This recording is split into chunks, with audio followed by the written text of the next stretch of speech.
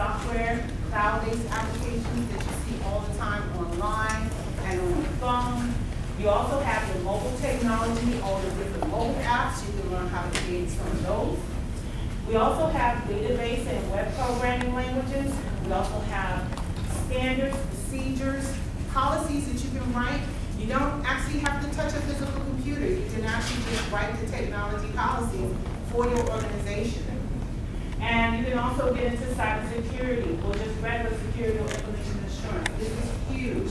There are so many different branches and positions that you can get into cybersecurity or security in general. And then you can probably do what I'm doing, which is IT management and operations. I've already done all of the other things, so now I'm actually managing technology, so I'm hoping what I share with you today will inspire you to kind of pick one of these areas, or maybe some other areas related to this, to get into technology. And feel free to ask questions. If you have any questions at all throughout the presentation, I'm open to that. Now, another advantage too to being in technology is that you can be in any one of these positions here. You can be a customer service specialist. That could be anything from a help desk analyst to just a normal customer service. You can also be on the floor to be a desktop support specialist, be physically on the floor, working with end users, working with the systems live real time. You can even work on the back end, be a systems engineer or land administrator or systems administrator, which is people who work with the systems and administer and track all of the equipment.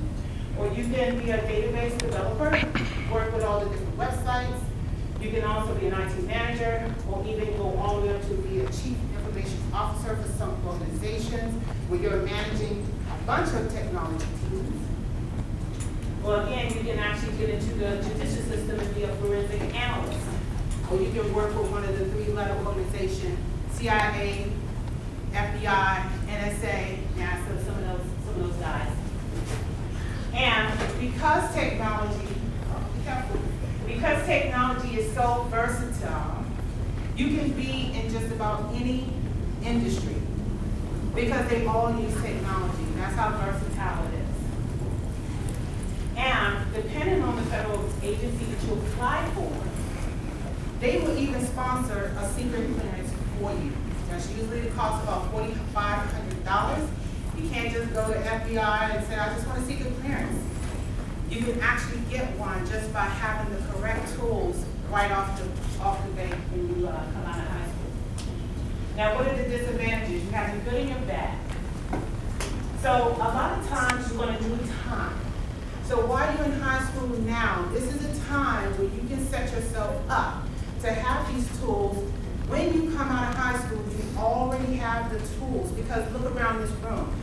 Any one of you are going to be competing with the person next to you for the same position. Is this lady better than this gentleman? Are these two ladies better than each other? Are these two gentlemen better than each other? This is up to you. If you have the certification, if you have the education, if you have the knowledge and the skills right out of high school, you're pretty much in advance. You have an advantage over the next person. Okay? So what is that time going to get you? You're going to need to take some type of technical training in one of these areas here. Any one of them. And there's probably a few others that's not up here, but these are sort of the most popular ones that they have out here. A project management. You can be any one of these. ITEL, which is a very simple class that you can take. It doesn't cost much money. All of these positions require some type of certification. So in addition to the fact that you have to have a high school diploma, you're also going to have some type of college education.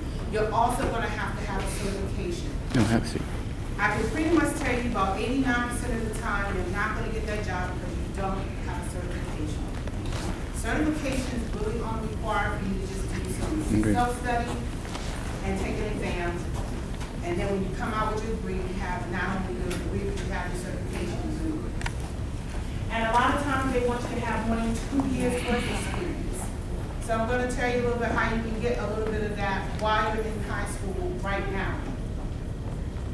A lot of times these jobs, depending on what it is, you may have to work long hours. You might have to be on call. You might have to travel to different places, even out of state, because you're responsible for that technology that's running 24 hours a day, 7 days a week, 365 days a year, that technology is running and you're responsible for it.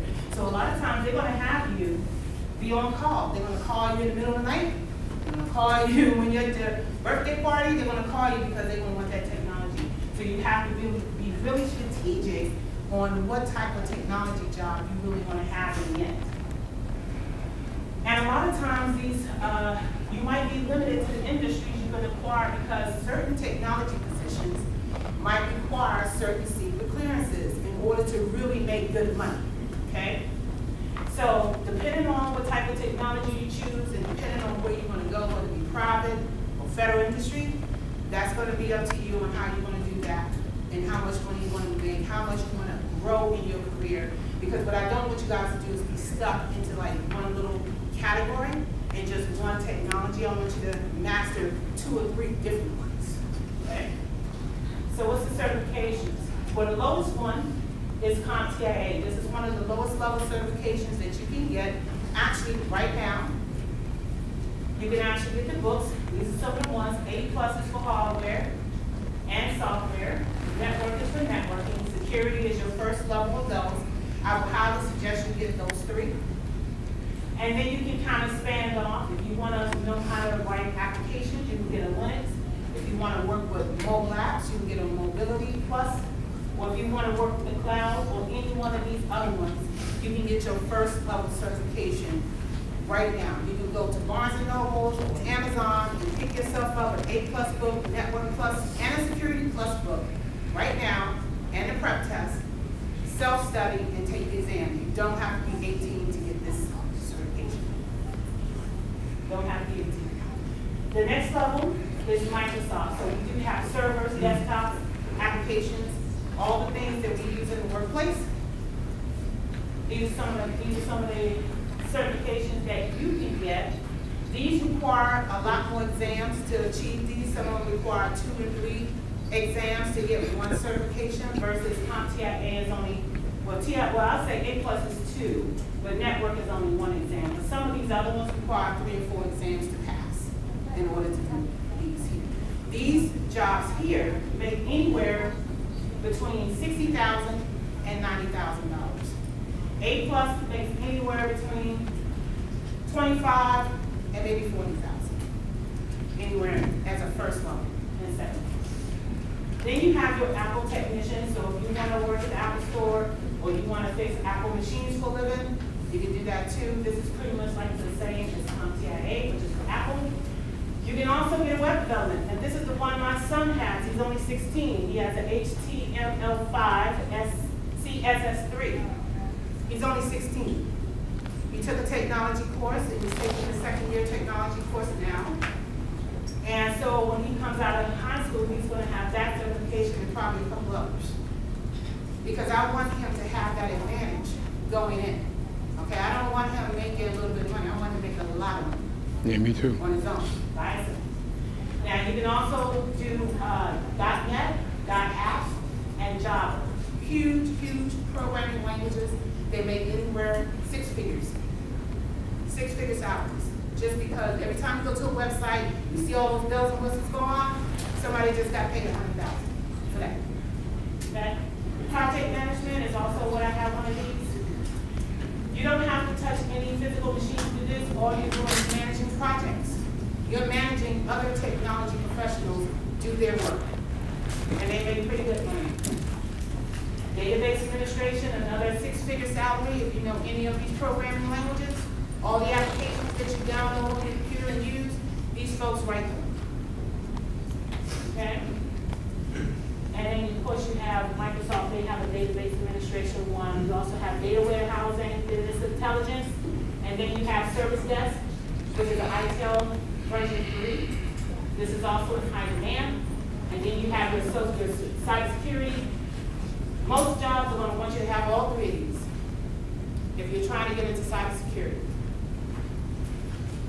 And they want you to have a couple years of experience. Okay, so what do the salaries really look like?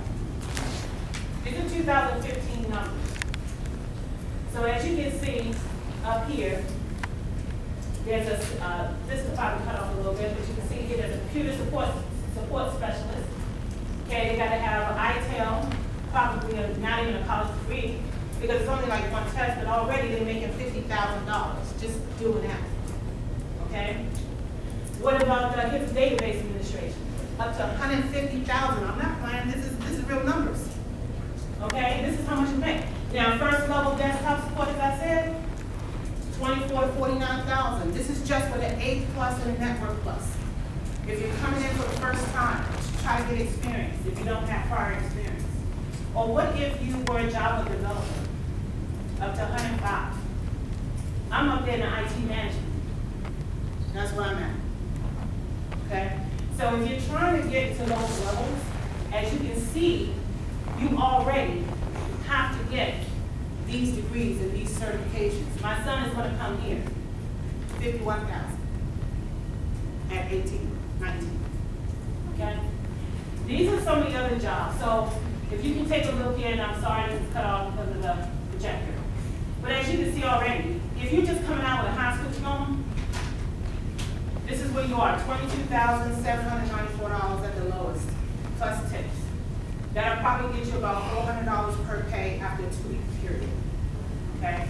That's it. You don't want to get $400 after taxes, $600.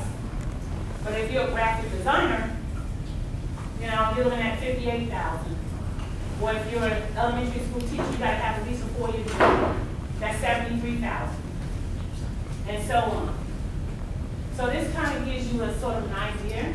If you really want to know what today's numbers look like, you can go to bls.gov and they will show you how many people are in these jobs. How much are they actually getting paid? You know, what is the education level that you have to have that people today are hiring? Because when you go for these interviews, they're going to be sitting there saying, why should I hire you? That's the first question. Why should I pay you X amount of dollars? What value are you going to bring to my organization? You know, this is what they're going to do. And again, if you guys have questions, please yell out. Now, this one right here talks about the different gender. Now, I'm going to show this because I want to make sure that people clearly understand in technology where we are as far as gender, men and women. As you can see, there's more men in technology than there are women. Even though women are in technology, right now, for all the occupations, we only represent 46.9% out of 53. Last year, this number was 73%.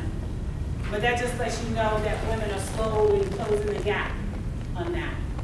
Okay? There are many factors why this is, but it lets you know, regardless of what the gender is, this is what you got to compete against. So even if it's not technology, this number is true for almost every occupation that you got out there. So if you go to bls.gov, you're going to see that there's a lot more men in these positions than there are women. So ladies, I encourage you to really get into technology. All right, so here's a sample job description, just so you can get an idea of what people are looking for. Okay, and this is a job description that I came to you today, no, 2 days ago, and I thought it'd be a good example. Okay, so the IT support analyst is responsible for providing technical support and various aspects of end user support, meaning that as soon as somebody calls and says their mouse is broke or they have a crash on their computer, you are Johnny on the spot at their desk figuring it out. Okay? You're also responsible for tracking hardware, and you're also responsible for mobile devices, iPhones, Androids, iPads, whatever. Okay? And you're also responsible for setting up video conferencing. So every time somebody has a meeting that requires video conferencing, you're there to set it up. That's all you do, right?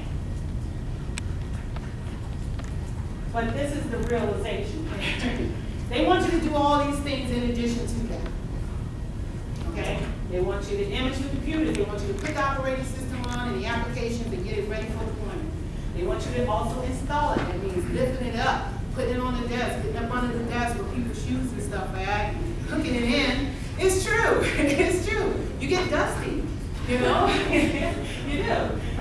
You also have to track all this stuff. So if somebody borrows some equipment or you have to assign, you have to also track it. You also have to provide a second tier. That means you're working